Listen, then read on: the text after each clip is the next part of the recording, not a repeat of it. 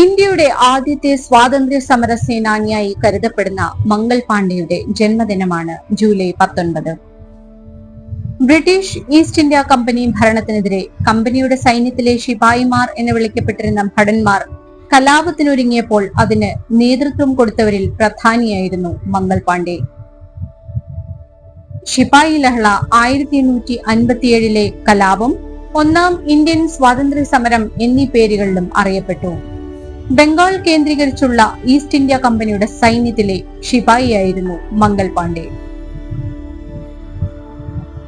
ഉത്തർപ്രദേശിലെ ബല്ലിയ ജില്ലയിലെ നഗ്വ എന്ന ഗ്രാമത്തിൽ 1827 ജൂലൈ 19 പാണ്ഡെയുടെ ജനനം.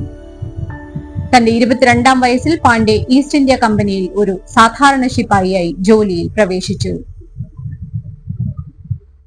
കമ്പനിയുടെ പുതിയ തോക്കുകളിൽ വെടിയുണ്ട നിറയ്ക്കുന്ന ഭാഗം മയപ്പെടുത്തുന്നതിനായി മൃഗങ്ങളുടെ കൊഴുപ്പ് ഉപയോഗിക്കണമെന്ന തീരുമാനത്തെ മംഗൾ പാണ്ഡെ എതിർത്തതാണ് ഉയർന്ന കമ്പനി ഉദ്യോഗസ്ഥരുടെ നോട്ടപ്പുള്ളിയായി മാറാൻ കാരണമായത്.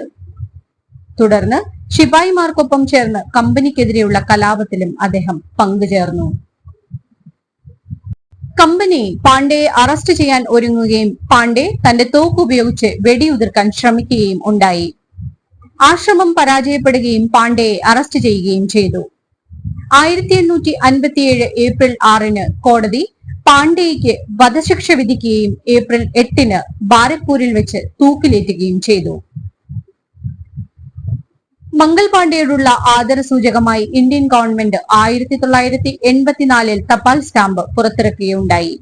2005 കേതൻ മേത്ത മംഗൾ പാണ്ഡെ ദ റൈസിംഗ് എന്ന പേരിൽ ഒരു സിനിമ സംവിധാനം ചെയ്യുകയുമുണ്ടായി. ബ്രിട്ടീഷ് നയങ്ങൾക്കെതിരെ ശബ്ദമുയർത്തിയ വ്യക്തി എന്ന നിലയിൽ ഇന്ത്യ എന്നും ഓർമ്മിക്കുന്ന ഒരു പേരായിരിക്കും മംഗൾ പാണ്ഡെ.